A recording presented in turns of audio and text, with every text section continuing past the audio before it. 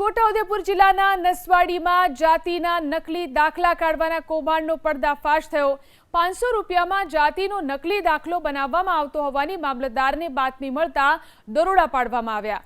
ખુલાસો થયો કે મામલતદાર કચેરીમાં અનુસૂચિત આદિજાતિનું પ્રમાણપત્ર મેળવવામાં વિલંબ થતા અરજદારે જાતિનો ખોટો દાખલો બનાવડાવ્યો હતો અને આ નકલી દાખલો નસવાડીના જ એક વ્યક્તિએ સ્કેન કરીને બનાવી આપ્યો હતો।